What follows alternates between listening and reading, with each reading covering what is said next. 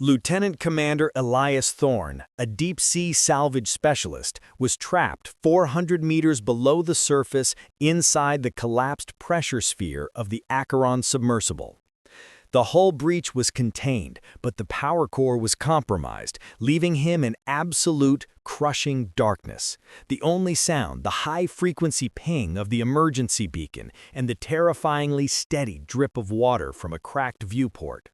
His oxygen was being scrubbed by the last emergency lithium canister, giving him a projected 8 hours of breathable air. His immediate danger was not the depth, but the insidious onset of panic, a psychological enemy far more lethal than the external pressure. Elias fought the claustrophobia by transforming the darkness into a laboratory of sensory deprivation. He meticulously cataloged every sensation, the vibration of the hull under the current, the subtle shifting of debris, the precise location of his tools by memory. His discipline was a refusal to concede to the void, a conscious decision to maintain the perfect internal integrity of his mind, while the external world tried to crush him. He rejected the emotional reality of his situation, embracing only the cold, mechanical reality of physics and probability. The internal temperature of the sphere was dropping rapidly, moving towards the critical hypothermic threshold. Elias knew he could not generate enough heat through movement without accelerating his oxygen consumption, a fatal trade-off. He began the required countermeasure: absolute, controlled stillness. He positioned himself in the center of the sphere, curling into a minimal fetal position, focusing on slowing his metabolism to the lowest possible rate. He reduced his breathing to a bare, regulated minimum, utilizing his training in deep-diving breath control. The cold became a sensory constant, a form of white noise he had to filter out. He mentally recited the Acheron's complete power distribution schematic, tracing every circuit, every relay, forcing his mind into a state of intense, purposeful labor that denied the brain the luxury of fear or self-pity. True commitment is the choice to maintain perfect internal integrity when external pressure seeks to crush the soul.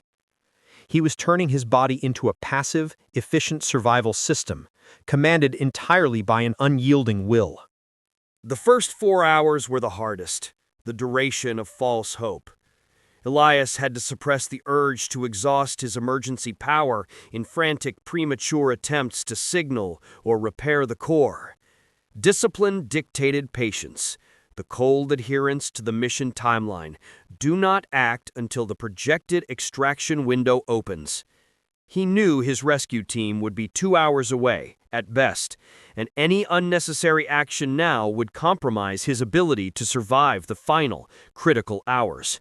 He used the endless darkness to refine his contingency plans. He mapped the trajectory of the external crane arm, the stability of the inner hatch, the pressure differentials required for a worst-case scenario escape. He was constructing a perfect abstract model of the rescue operation, entirely within his mind, anticipating every possible failure point and formulating a measured response. This meticulous mental preparation was his shield against the overwhelming despair of his solitude. He was certain he heard the sound of the hull creaking, a low, agonizing groan that suggested a structural failure was imminent. The primal terror of being crushed alive under the oceanic weight was immediate and absolute. Elias fought the surge of adrenaline, recognizing it as a direct threat to his oxygen supply. He forced himself to remain still, using his training in hydrostatic pressure dynamics to analyze the sound. He concluded it was likely the settling of external debris, not the pressure hull itself. This was the ultimate battleground, distinguishing objective reality from subjective, fear-driven illusion. He began a sequence of deep, slow, controlled breaths, each exhalation a conscious rejection of the panic impulse. He focused on the steady ping of the beacon, using its rhythm as an anchor in the chaotic sensory void. The isolation was the next adversary. The mind, starved of external input, began to manufacture internal voices, fragments of memory, and the lure of sleep. Elias knew that falling asleep was a risk, as his controlled breathing might falter. He countered the mental drift by forcing his body into a state of paradoxical vigilance. He utilized deep isometric muscle contractions, tensing and relaxing major groups, legs, core, back, without external movement. This subtle internal activity generated minute amounts of heat and kept his cognitive function active while maintaining the minimal oxygen expenditure required for survival. He maintained a state of high, disciplined alert, remaining perpetually on the edge of sleep, but never succumbing to it. He was navigating the razor's edge between survival and system failure, the margin for error zero. Elias checked his oxygen supply meter, illuminating the small dial with a brief, controlled flash of his low-power tactical light. 3 hours remaining. The numbers were a cold, unyielding countdown. He felt the familiar pangs of hunger and the deep, pervasive ache of the cold, but he treated them as objective data points, not reasons for distress. He had bypassed the emotional processing of pain, seeing it only as a measure of his current physiological state. He mentally ran the escape sequence again, assigning a time limit to each step. Stabilize pressure, 3 minutes. Secure primary hatch, 2 minutes. Ascent, 45 minutes. This ritualistic repetition of procedure was a form of self-hypnosis, ensuring that when the moment came, his actions would be instantaneous and flawless, executed by muscle memory rather than fearful deliberation. A new, distinct sound emerged, the low-frequency thrum of an external vehicle, likely his rescue submersible, the Triton. The sound was salvation, but also a source of immediate danger. Elias knew the Triton's presence could destabilize the debris field around the Acheron, potentially triggering a secondary collapse. He immediately switched his focus from passive endurance to active surveillance, utilizing the subtle vibrations transmitted through the hull to track the approaching submersible's movements. He could not communicate, so he had to predict, relying on his absolute trust in his team leader, Commander Valen, to adhere to the rigorous, pre-planned rescue protocol. His discipline was now an extension of his faith in the discipline of his fellow crewmates. He sensed the Triton docking with the external cradle, a massive, complex maneuver executed with astonishing precision. The slight shift in the water pressure was the only confirmation he received. He waited for the next critical sign, the sound of the external crane arm activating. He knew Valen would take no shortcuts.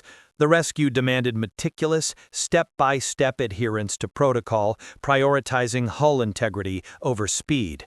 Elias refused to move, despite the building anticipation, maintaining his energy-saving posture.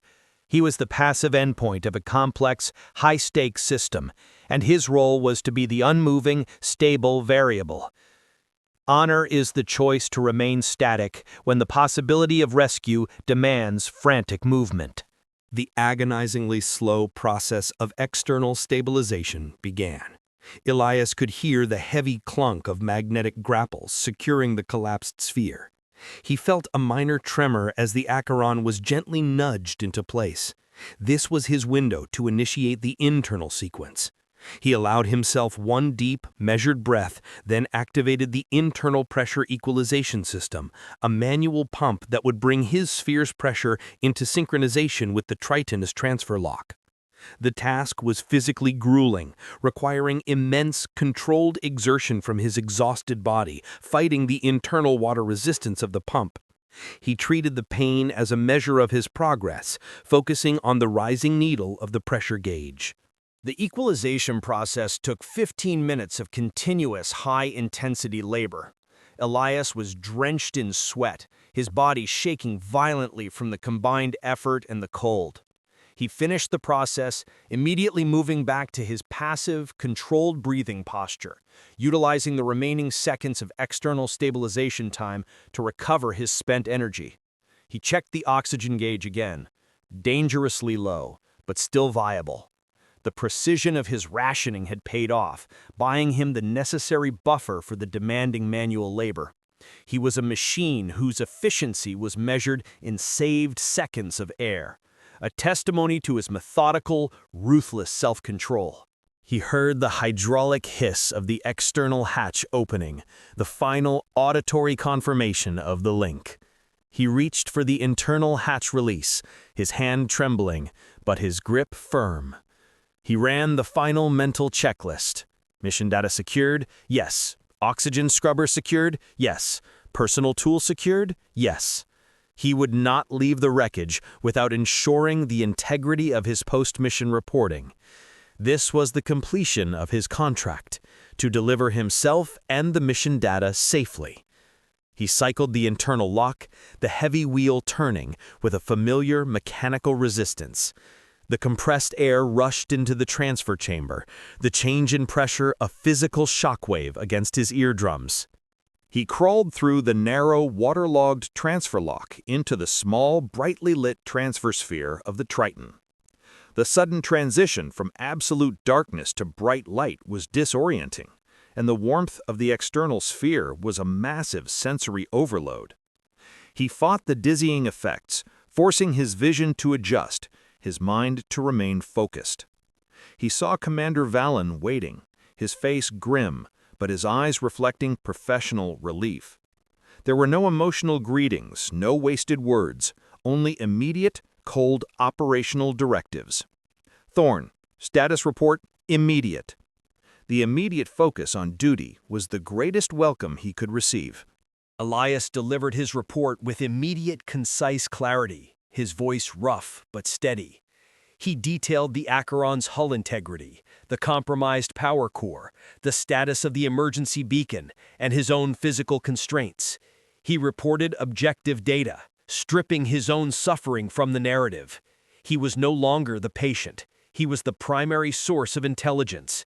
This adherence to protocol, even in the moment of salvation, was the ultimate display of his unbroken discipline. He refused to allow the trauma to interfere with the final, critical transmission of necessary data. Commander Valen nodded, accepting the data. Acknowledged, Lieutenant Commander. You held the margin. Medical priority now. Elias submitted immediately to the care of the onboard medic, allowing his body to finally relax, the immense pent-up tension draining away. He was strapped onto a small medical bench, the oxygen mask applied to his face. He felt the cold, familiar sting of an intravenous line entering his arm, and the warmth of a chemical blanket wrapped around his shivering body. He was now the passive recipient of the system he had served. He felt the Triton detach from the wreckage, the sound of the ascent thrusters a deep, comforting vibration through the hull. He was moving, finally moving upward, away from the crushing pressure and the terrifying silence.